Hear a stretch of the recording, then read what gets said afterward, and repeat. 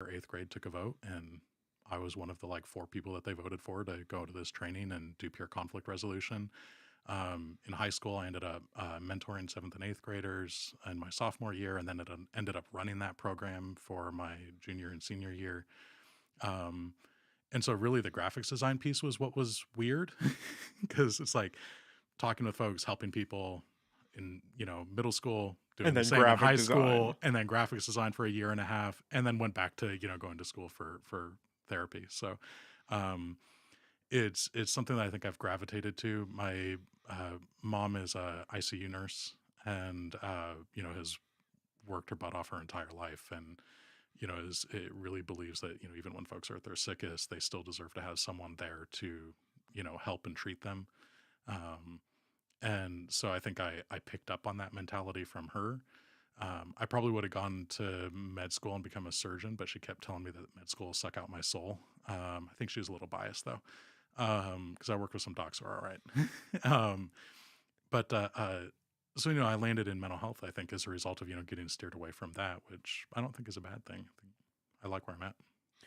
Did you ever practice as a therapist, or you went straight into the mental health side? I let's see. I did a brief stint at Remy Vista right out of school, and then jumped over to being a clinician at Semper Virens. Um, and would do therapy there, just not like your typical in an office with a couch therapy. It looks different in that model. For about a year, I did have my own private practice and did therapy just on the side, just carrying a couple clients a week outside of that. But when the pandemic happened, I kind of closed all that down just because I was going to need to refocus my efforts on uh, providing, overtime opportunities to the hospital. Um, and so it didn't really stick. I don't know that I'd go back to that per se. I like doing the crisis work. I find that fascinating. Um, and I'm at this point trained in it. I mean, I'm certified as a hostage negotiator. I've taken crisis negotiations coursework with law enforcement. I'm on the crisis negotiations team. And I've been fortunately able to retain that position coming over to the city from the county, and still get to kind of collaborate and integrate with all the folks that go with that. Um, and so, I don't know that I'd go out of the crisis realm at this point. Not burnt out yet. You But feel that like it's a good fit for you. yeah, yeah. And I mean, the beauty of the mental health field, and I mean, if I give this for a pitch for anyone listening that ends up wanting to go into mental health, is it's one of those fields where you never have to stop learning. Like once you have a degree in it, you can just pivot. And if you're doing hospital work, and then at some point you're like, I can't do hospital work anymore, you could go to a primary care clinic and you could do, basic therapy in a clinic. If you get bored of that, you can go open up a private practice and do that sort of work. If you want to go back and get certified in EMDR because you're bored of the cognitive behavioral therapy that you got trained in school, then you can go and get certified in EMDR and go do that. I mean, there's so many parts of the field that you can go do at any point. And so, I mean, I look forward to that. I like to learn. And so kind of get to do that for the rest of my life and my career, but not burnt on the crisis stuff yet. Have you ever had to utilize those hostage negotiation skills? I haven't had to. I've never actually been called out to a hostage situation. I've been called out to multiple barricades with the sheriff's department, and the SWAT team, and Eureka Police Department, and have definitely participated in de-escalation and negotiations, but never a situation where hostages were actually taken. I would imagine those two skill sets pretty much coalesce with one another, that Yeah, they complement each side. absolutely. I mean, a lot of that, especially when folks are barricaded, something has gone wrong, obviously, and that person's distressed. And none of us think well when we're distressed, right? When our fight or flight is activated, and we're completely amped up and adrenaline is pumping. We don't always make great decisions. None of us do. And so, when something's escalated to that point, that person's in that state too. And so, having whole teams that are dedicated to the de-escalation of that is really helpful. And, especially if, things have escalated to the point where SWAT is involved, and, they're doing their tactical piece, and they definitely prefer a peaceful outcome where, negotiations works, and I we do think that. everybody But, prefers that.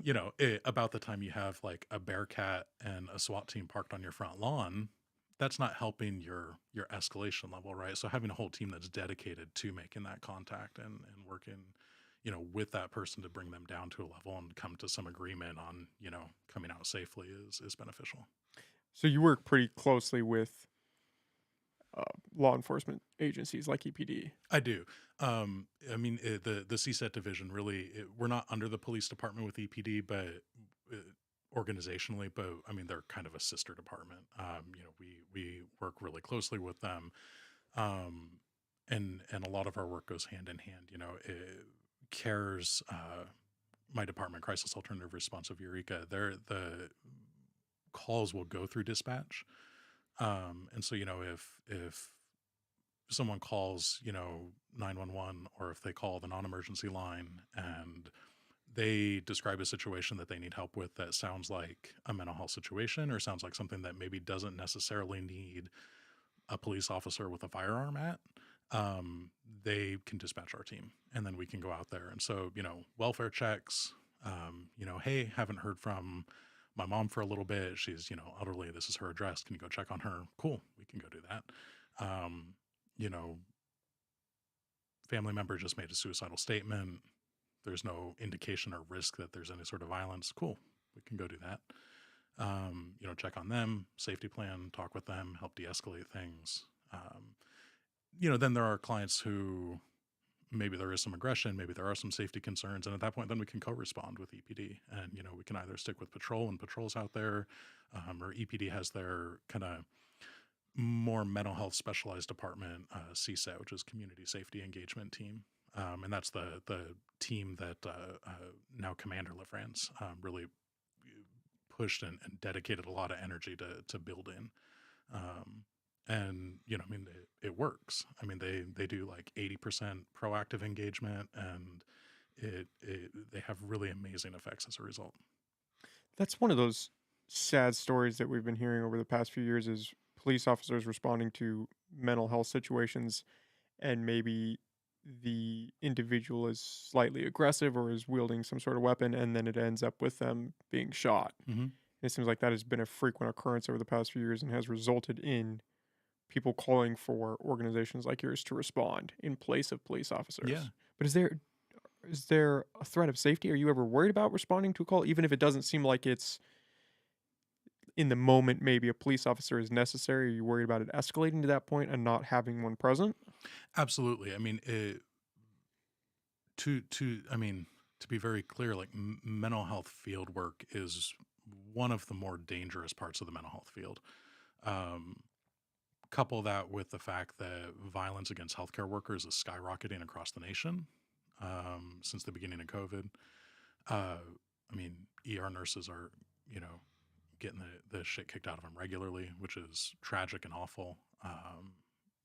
Another reason why we want our team out there, because if we can support them with any mental health patients, we want to do that. Um, so it's definitely a concern, and there's never going to be a situation where you remove law enforcement completely, right? I mean, you're always going to need a police element to be accessible to a mental health call. It doesn't mean you need it at every call, but you need it accessible at every call, because with mental health issues and substance use issues, there is a chance that that becomes violent, just like there's a chance that any other call becomes violent.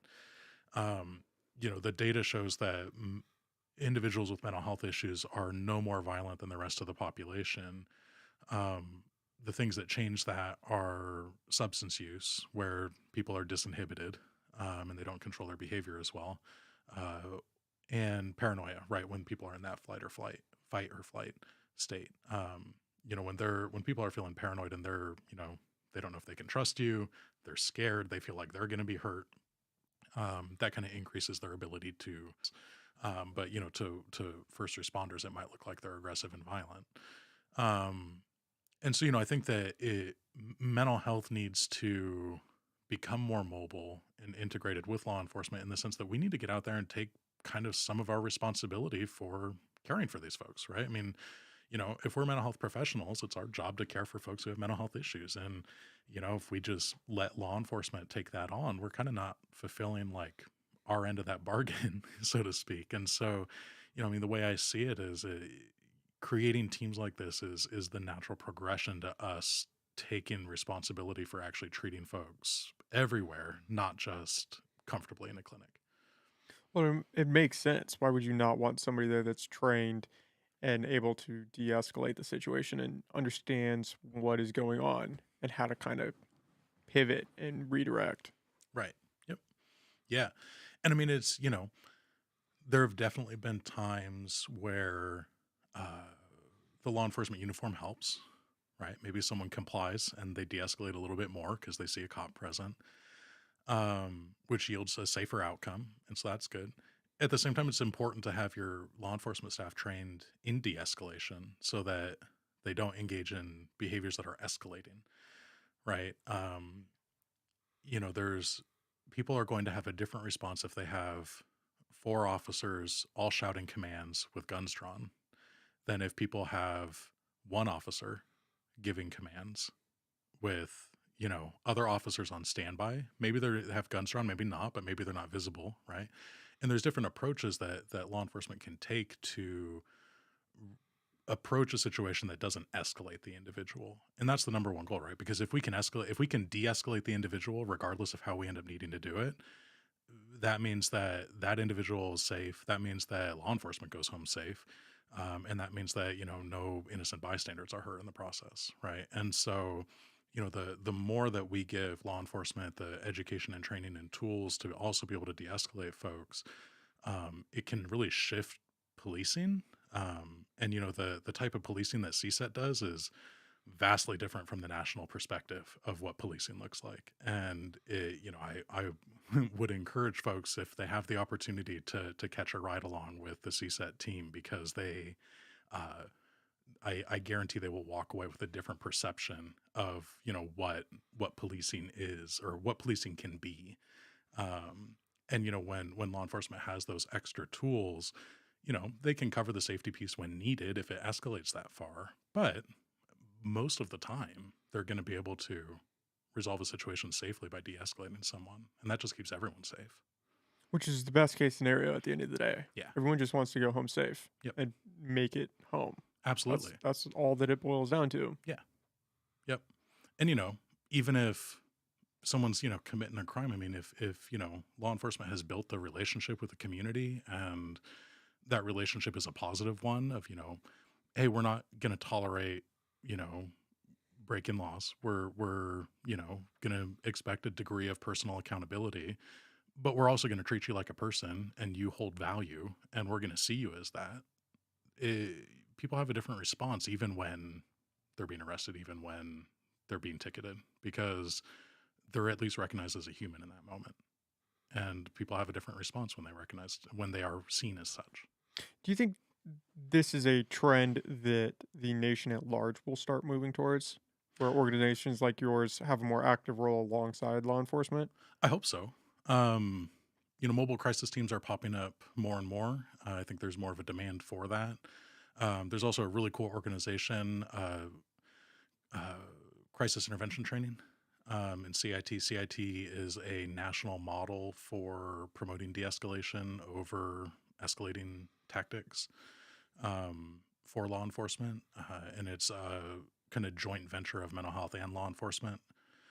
It's like when you go to the typical 40-hour CIT training, and Humboldt holds one, usually put on by mental health in collaboration with EPD and the other law enforcement agencies in the area. It's usually 70 to 80% law enforcement officers that are there, and 20 to 30% mental health staff. And it's really cool because everybody gets to learn to work together. You get to make contacts, you get to network, especially when those professionals work together and interface with each other so frequently. That's a good thing. Uh, and then people get to learn the other side, and it's super important for law enforcement to have more mental health training too, because I mean, and I've guest lectured at the CR Academy a couple times for their mental health component, but I mean, they get 16 hours allotted to the Americans with Disability Act and mental health. And so only about 8 hours of that goes to mental health. And so, when you consider a clinician like myself, I mean, that was a master's degree, right? So that's a whole extra degree. And then you need 3,000 hours to get license of post, graduation experience, uh, all of that. And then, we're going to expect a fresh officer who maybe has, 8 hours of mental health training to have the tools to handle this in the field. I mean, that's not fair to the officer at that point. I mean, you're giving them, a hammer and telling them to, revamp an entire motor. It's just not, it's not fair and it's not effective. And so, I mean, I think that, again, we need to continue to collaborate, and I hope the country keeps moving in that direction. One of the things that I wanted to ask about, because it's been on my mind for a while, is drug-induced psychosis. Hmm. And I've heard that a lot with high dose marijuana edibles. Hmm. And I believe it's more so with certain ailments like bipolar that could bounce off. Is Yeah. that pretty apparent with the people that you're dealing with? There's a lot, or no, I shouldn't say a lot, but is there a population that is in there because they use drugs and then something just broke and now shit hit the fan and they're Yeah. dealing with you? It's certainly a piece, right? So, when people become psychotic, we use antipsychotic medications. Well, just like antipsychotic medications, we have pro-psychotic substances. And so, I think a lot of folks think like LSD, yeah, that's going to make you hallucinate, right? I mean, that's the, when you take some acid, you're going to go on a trip and you're going to have hallucinations, and that's technically a state of psychosis. Psychosis being, a separation from reality, or at least a shared reality. And so, for um, marijuana, yeah, that can happen. Cannabis is a pro-psychotic substance, and if you happen to have a genetic makeup that makes you a little more prone to psychosis, say you have some genetic predisposition to schizophrenia or you have a genetic predisposition to bipolar disorder, cannabis can absolutely trigger that. Are there any indicators that you would know about that could prevent that? Or it's just if you have the diagnosis of, oh, you have this specific one, you should probably stay away from these substances? I would say if you have a family history, um, and I don't know the exact data on this, so I mean, take this with a grain of salt. But I mean, my personal recommendation as a clinician would be if you have a family history, someone in your family, and your direct, like genetically linked family, has a diagnosis of bipolar disorder or schizophrenia. I would encourage you to be more gentle with your brain with regard to substances that are pro-psychotic, right? So cannabis, methamphetamines, a lot of stimulants, hallucinogens, mushrooms, acids, stuff like that. Because if we do know these things are have a genetic influence and that there's a genetic correlate. And so, if you know someone in your family has those symptoms, you kind of at least have to have a discussion with yourself around whether or not you want to risk triggering any disposition that you have. One of the ways of thinking in that I've heard that it's not necessarily that it's the drug that is pushing you over the edge. Maybe you would have already gone over the edge later in life, and this is just speeding that up a little bit. Do you believe that? Or do you think that's the catalyst and you might have been okay had you not used Um, whatever substance? I think it could be both. I think that there are some folks who have a predisposition, and we know, like, for example, men usually have a first break for if they have schizophrenia. Their first break is often 18ish to 28. And we know for women it happens later. We're looking more like 24ish to like 32. Can you do me a favor? Just pull Oh it. You yeah, can pull it back. Just pull it a little there we closer. go. How's Perfect. that? Perfect. Um, and so we know that like there are times when these symptoms emerge, when these predispositions emerge, and the illness becomes evident. And so for folks who maybe they're already on a clock and it's just a matter of time before that episode happens, that substance may cause that. Um, at the same time, there might be folks who, because their brain was, taken care of gently, so to speak, their brain never really reaches a state chemically or structurally where those symptoms occur. Right. And so, what we know about psychosis is, or let me rephrase that. What we know about the brain, or is this okay? What we know about the brain is that, as people become psychotic, they the brain changes. New connections get formed. We know that the brain is forming connections throughout our entire life, right? I mean, it grows. Right before 10, it prunes itself. It's kind of pruning itself up to 10, and then there's a break, and then 13 to 14, there's like a huge revamp, and your brain completely restructures itself, and then the brain is technically you know growing and refining its connections into your early 30s, actually. Um, and so, in that process, there's a lot of room for deviations and maybe what your genetics have planned for you, right? I mean, you kind of have like the blueprint. If you think of the genetics as the blueprint, uh, you know, depending on how you implement that construction, things can look very different. Um, and so, for someone who has a genetic predisposition for bipolar disorder or for schizophrenia, if they can get through their childhood and their brain develops and they're in their late 20s early 30s, they've never tried a psychotic substance or a pro-psychotic substance, they've never had a head injury, they've never had any sort of horrific childhood trauma, um, there isn't any uh, otherwise like assaults to the brain or the genetic blueprint. Maybe they've reduced their risk enough to where that episode never occurs because their brain was able to grow and adapt and go in a direction that was not adjusted for psychosis. you know you do the flip side of that and you have someone who maybe has childhood trauma, you have someone who maybe is smoking pot before 14, you have someone who is maybe dabbling in a hallucinogen of some sort, and they have that genetic predisposition, they are probably going to increase their chance of having an episode at some point. Um, you know, we can't prove a negative that that person may have never had an episode if they didn't use that substance, but based on what we know of how the brain forms connections, which is essentially the if we go back to the neuroscience classes from grad school, the old saying, neurons that fire together wire together. Right. And so, in a sense, your brain is a muscle, and that when you use certain neural pathways, those neural pathways get stronger, and the ones that you don't use get weaker. And so, effectively, for folks who use pathways that result in psychosis more, those pathways get strengthened. Therefore, it's easier for them to become psychotic. And so, that's kind of the hypothesis as to why some of those substances may increase the likelihood of having that break and then it becoming more of a full long-term disease, is that because you open the door, so to speak, to those pathways being used, then the predisposition, it's easier for you to go in that direction. It's easier for your brain to adapt to psychotic state.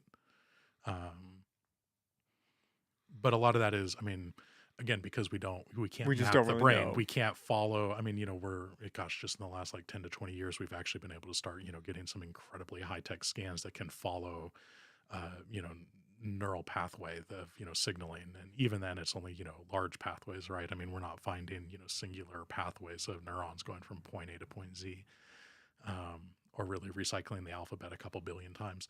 Um, and so, that's the hypothesis, but we know that, and anecdotally, I've seen this for folks who have routine episodes. Um, it's easier for them to decompensate, and it's harder for them to get better. And it's almost like, if you think of the metaphor of like you start at the top of a staircase, um, the more episodes you have of psychosis or the more episodes you have of mania, maybe the first couple times you go down 3 steps, you go back up 3 steps, but eventually you get to a point where you're down three and up two.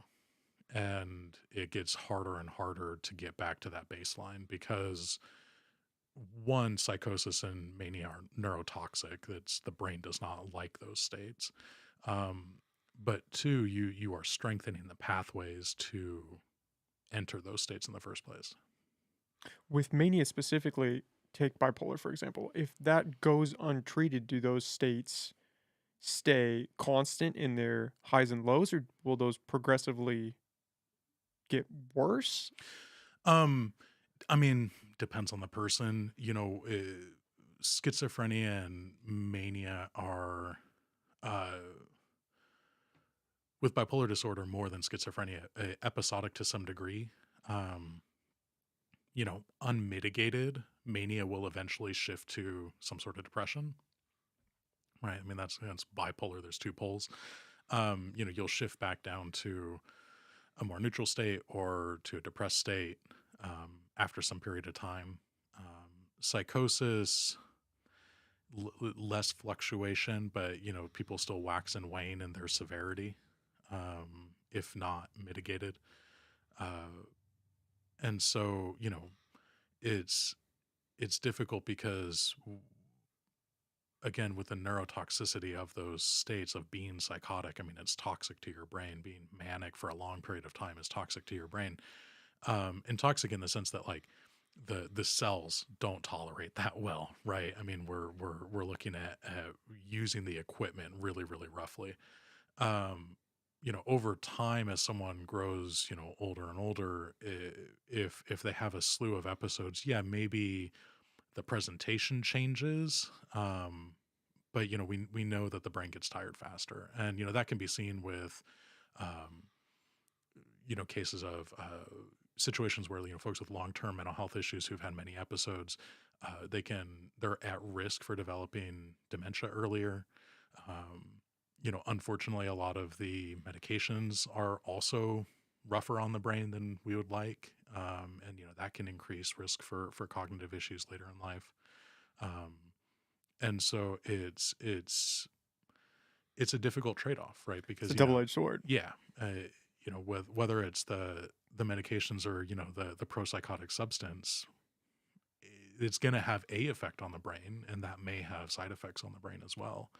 um and so really it's about like working with folks for balance, and trying to help increase coping skills in other ways that don't use substances, right? Therapy, deep breathing, meditation, grounding techniques, um, building routine. I mean, it's amazing what can happen to the human body and for mental health just by having routine, going to bed around the same time every night, waking up the same time every morning, making sure you're eating regular meals around the same time every day. uh, Having something to do every day, having purpose, finding something to go and do. I mean, just that alone can be a stabilizing factor for mental health, even for folks who have psychotic disorders. Right. I mean, hence why a lot of inpatient facilities are so regimented. They have group programs with a schedule, and they're going through that schedule, and they develop that routine because folks who are there for a long term, or longer period of time, that routine can be stabilizing. And so, there's other ways to stabilize some of these things. It doesn't just have to be medications, um, but it's about balance. Well, exercise, right? Yes. How Yep. important is exercise? I believe it's as effective as SSRIs, right? Yeah, I mean, it depends on the study that you look at. I know there was, I think I saw that headline recently that It was there's a flying study, everywhere. yeah, that there was a study that was finding that it was just as effective, if not more effective. And I mean, this was back into grad school, so this was some years ago. There was research that showed that for like mild to moderate depression in particular, exercise could be more beneficial than an antidepressant. And that doesn't mean one or the other. I mean, that means you could theoretically do both, right? I mean, you could be taking an antidepressant and establish an exercise routine, and that would be fantastic, right? For a lot of folks, well, backing up to exercise real quick, exercise we know changes the brain. We also know exercise releases and stimulates the production of, I may get the neurotransmitter wrong, so maybe I won't say it. We know that it can regulate the brain in a similar fashion that some of the medications do. And so, um, we know that by establishing that exercise routine, we can get some of the same benefits. We can get some of the same neurological changes as medications by doing that exercise. Um, and so, for that, with like coupling that with therapy, we know therapy does some of the same stuff. We know that, then the meds work also. And so, finding some balance between these three options. I mean, whether you're doing, exercise or whether you're doing therapy or whether you're doing medications or all of the above or some combination, those are all ways to help stabilize and provide balance. Diet's another big piece. How important is Um, diet? Huge. And I mean, you look at some of the studies that are rather terrifying actually when you start to think about it, that, the bacteria in your gut probably have more effect on your behavior than anything we ever thought before. Um, depending on what your diet is, I mean, that's going to change your entire mood. Uh, and so, I mean, that's a huge piece, right? And making sure that, we're eating well. When we don't eat, that triggers our stress hormones. So, for our folks who are houseless or who are food insecure, their brain is at a heightened stress level than, say, you or I, because we ate breakfast this morning or we had lunch, right? Um, for folks who can't sleep, um, when people don't get a night of sleep, the reaction in the brain is similar to when people don't eat. That stress is triggered, and when people don't sleep, they have an increased baseline of stress hormone. They aren't thinking as well, right? I mean, sleep is when our brain kind of resets and repairs. It's also when it repairs our body. Um, and so, for folks who, because of their life circumstances, aren't eating well or sleeping well, that's a predisposition for mental health issues. Whether it's, your basic depression or whether, you have a genetic predisposition for schizophrenia or bipolar disorder on top of that, it's a risk. With long-term mania, does that have any effect on dopamine? I don't know offhand. Um, Because I would imagine if you're in that heightened state and you're using those pathways, I would imagine maybe there's some degradation. Maybe because that's the big thing with cell phones, right? Is you're priming your brain for this dopamine release, and then long term it has some negative effect. um, it all depends on what part of the brain things are being released in, right? For example, there are some antipsychotics that are dopamine antagonists and agonists, and what that means is that they in some areas they block dopamine, in some areas they stimulate dopamine production. And so, how does that work? We don't have. I mean, because we can't dive in there and find out like, oh, it's working this way on these receptors and this way on these receptors. I mean, we can't. I mean, until someone is post mortem and we're doing a biopsy on their brain during an autopsy. I mean, we can't figure that stuff out. I mean, it's the same with like some of the forms of dementia. It wasn't until we studied enough brains of, folks who had passed away who had had symptoms representative of dementia did we find out that there are actually like little plaques that get, developed in between neurons and block signaling. And that's why parts of the brain go offline. Um, and, so it's difficult to study. And so we don't know per se. Because There's just a lot we don't know. maybe there's part of the brain that has an increase in dopamine. Maybe there's another part of the brain that has a decrease in dopamine. And that combination is what causes mania. We just don't know. Going back to psychosis, are there examples of that being temporary when somebody does break that barrier either from trauma or from drug use?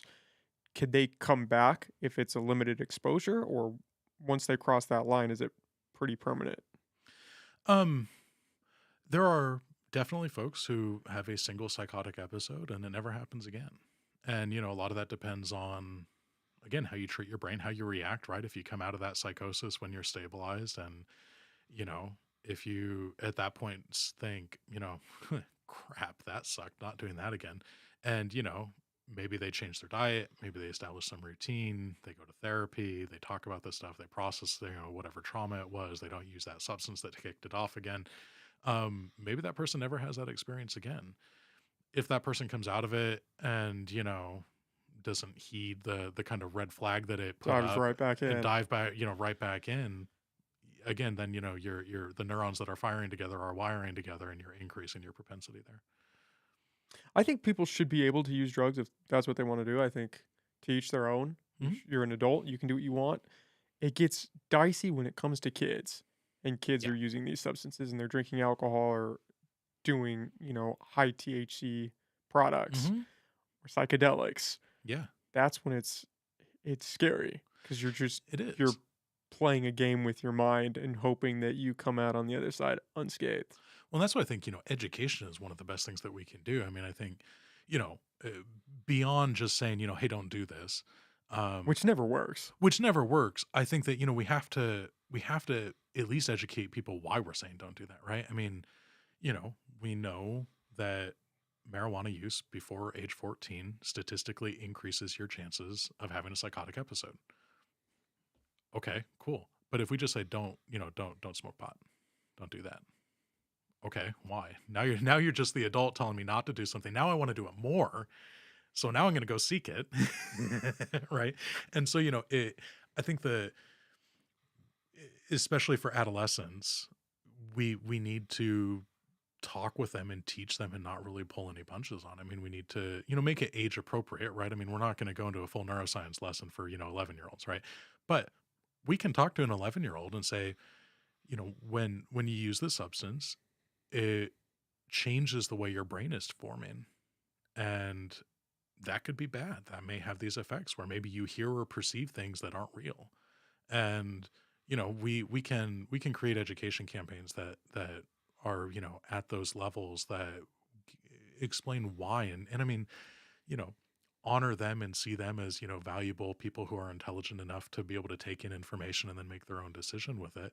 Um, not because we want it to just be a free for all, but because we're going to respect kids enough to treat them that way and, arm them with the information that they need so that they can make, a decision that's more informed. Again, I don't think if people have the information available, they're not going to choose the option that is detrimental knowingly, right? And so I think again, the more that we can, teach about neural development, the more that we can teach about development in general, which is kind of mind boggling, right? I mean, and this is a whole tangent that I go on sometimes. The idea that in like high school, we don't talk about how the brain develops and how our body develops and how cells, I mean, we cover biology, right? But the fact that we don't cover like the mental health part of that there are whole stages, right? I mean, like our brain is doing different things at different times and we don't like touch on how social development works, how our brain perceives threats, how, the reason that adolescents are more impulsive and reactionary is actually because their brain's signaling capacity is actually slower. And so when they have an impulse, the whole stop button, the part of the brain that says, maybe don't do that, that's a bad idea, actually doesn't work as fast as the other parts of the brain that have developed. And so they're more inclined to just jump and do what they're thinking, as opposed to when you're 25 years old and that stop button has fully developed and it's firing just as fast as the rest of your brain. And then we have a bad idea and we think, yeah, maybe I won't do that. Right. And so, the fact that we don't educate around that, we don't talk about that in school is sometimes a little mind boggling. And, with my own daughter, we've had these conversations and she's 14 now and, is aware of, uh, the effects of substances and, we've talked with her about human development and, the development of the brain and all that. And, I mean, it's completely anecdotal and biased, but I mean, she's doing okay with that. She seems to have a pretty good grasp of it. Um, and I think the more that we can do that with, all children, probably the better. Um, and then, with the idea of everyone having a choice, yeah, I think, even adults need that education, right? I mean, yeah, if you're 30 something and you want to go and, use acid, cool. Should you probably know like what it might do if, you have certain genetic predispositions? Probably. Like, Well, let's how do you do make that. the informed decision if you don't have Yeah, the information? exactly. You're just You're just flying by doing the it. seat of your pants, Yeah. which is I always come back to I recently learned that alcohol can lead to cancer. Mhm. I had absolutely no idea, and it makes so Yeah. much sense when you think about it. Yeah, I mean, alcohol's a toxin, like, it Mhm. does its job pretty well, Yep. but it can lead to this, and Yep. how many people don't know that? Right. Well, and it leads to liver failure, right? I mean, But it you can't make the decision, "Okay, should I drink or should I not drink?" And right. it's situational, and you can make decisions based off of that, but you should have the information that there is this chance, because Right. otherwise you just don't know. Yeah. And I mean, again, I think that's why health education is so important and why it should be integrated into curriculum earlier and earlier. And, yeah, if you just have someone telling you drinking's bad, don't do it. It doesn't mean It doesn't anything. mean anything, right? And so, if you actually educate and you talk with folks and explain that if you drink alcohol every day heavily for your life is A, going to be shorter, but B, you may go out with, the varices in your throat bursting and, gargling on blood. And it's a really horrific scene. That affects people. If you've already been drinking for 40 years, then you have the addiction component to struggle with. And so getting that information after you've already put in 40 years of drinking, that's a difficult situation because then it's like your brain is already wired to want alcohol. And so at that point, is that education as effective? No. But if we did that early on and, we were telling kids that, like, obviously not as graphically, that, hey, like, this can actually, shut down your liver. And, then you can't process any of the toxins or any of the food that you intake as a result. Um, I think that, I mean, that's helpful. It helps people make a decision. It helps young people make a decision, whether they're kids or whether they're young adults. And, that education piece is important. Honest education at every level is Yeah. important because even if you are that guy that's in his 50s and you've been drinking for 35, 40 years, maybe you can turn it around. Maybe you could cut back, dial it to a few drinks a Right. week if Yeah. you just had access to the information. And especially, like you said, for kids, Totally. knowing going forward in life, especially with mental health. I mean, if Yeah. you want to drink and do all that, great. Nobody's arguing against that. But I keep coming back to the psychedelics. Like you're playing this game, Oh, yeah. It's and rolling the dice. you're hoping that you come out okay. Yeah. I mean, if I self disclose a little bit, like, I'm terrified of the idea of using hallucinogens, right? I mean, have certainly been with folks who have used hallucinogens and they're like, yeah, great trip, expanded my mind, cool stuff. I have no history of bipolar disorder or schizophrenia in my family. I don't know anyone in my family who's ever been psychotic or manic. So, probably statistically speaking, pretty low. But knowing what I know, like my risk aversion level is not comfortable with rolling the dice. Right. And that's effectively what you're doing, right? I mean, anytime you use a substance, you're rolling a dice as to how your brain is going to react to that. At least the first time, right? And then after that, your brain's going to react pretty consistently because that's what it's wired to do. But until you've done it, you really don't know. And so, I mean, I think folks have to have an honest conversation with themselves around, do I want to risk this? But in order to have that honest conversation, you need to know the facts and you need to know what can happen and whether, and what are the chances that it will. And I don't want to shit on psychedelics. I'm a huge proponent for those. It's just in regards to kids, Oh, yeah. especially as your brain's developing and going back to the idea of just being informed about it so Right. that you can make whatever choice you feel fits your lifestyle. Is that what you're hoping to do with these town halls?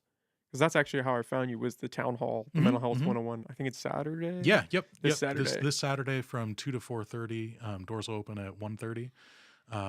We're gonna have a panel of 4 experts in the field and kind of do like very brief presentations, then just open things up for Q&A for a long time. So just like part of that education piece. Yeah, that's a big piece of it. Was that, did you feel like that was missing in the county currently? Or was there a call for this kind of information seminar? I think a couple different pieces. When I joined the city of Eureka, and I'll back up real quick, that event will be at City Council chambers. So at City Hall, 531 K Street. Um, but when I joined the city, uh, I went to a council meeting or two, and I watched a couple of the streams, and I noticed this phenomenon where there are a lot of folks that had a lot of passionate frustration, right? Passionate frustration being that they've recognized something's wrong, they recognize something's not working, namely the mental health and substance use system, and they don't necessarily have an idea of how to fix it, and so they would come to council meetings and they'd vent at council during the public comment section, which is great. People should absolutely do that. Freedom of speech, right? Go and advocate to your local government, but council can't respond. And so you have this situation where people are venting and there's no way to have a dialogue. There's no way to correct misunderstandings with information. There's no way to, you know, shift stigmatizing narratives. There's no way to have a discussion around these things and come up with creative solutions with the community because the council members can't talk back, which, you know, if I put myself in that position, which is kind of what I thought at the time, and like that'd be infuriating. I mean, here you are getting these comments, and I mean, the part of me is like, no, like let's help, let's talk about this, let's figure out how to make it work. And the fact that they can't just immediately do that right then and there, just, I mean, that would be agonizing for me. And so, I had the idea, well, what if we created a separate forum for it? And in talking with the city, I mean, city administration was super supportive of it. Mayor Burgell is super, super supportive of it and has been helping champion that. And the desire and opportunity to be able to use that platform to create a forum for discussion around such important issues just seemed too good to pass up. And so we kind of jumped on it. Okay, well, Jacob, I really appreciate you coming on and talking with me. I really enjoyed this. Yeah, thank you for inviting me. Super appreciate it, and thank you for hosting. And can I give a little quick plug again with Yeah, those times? Yeah. absolutely. So again, the community health town hall is going to be a quarterly series. So we're hoping to have a different topic every quarter of the year. So far, we have probably 12 or 13 topics listed. So we're looking at a couple years worth of content. The meeting this Saturday, March 4th, will be from 2 to 4:30. Again, doors will open at 1:30. There will be refreshments, some food and drinks, and we'll have a panel. Leah Nagy from National Alliance for Mental Illness, our local chapter, will be there. Dr. Mark Lammers, who's a psychologist with Humboldt County Behavioral Health, will be there. Luke Brownfield, the public defender, will be there on the panel, and Commander Lenny LaFrance will also be there on the panel. And so then Mayor Burgell and I will be moderating, and so we'll be able to again do those brief presentations and open up for a nice Q and A dialogue and go from there. If you can't visit, there will be streaming options on the city's website, though participation won't be able to happen. And then if you want to send a question ahead of time, you're welcome to at townhall@eurekaca.gov. Okay, all right. Well, thank you, Jacob. I really appreciate Yeah, this. thank you. We'll definitely have to do it again. Hey,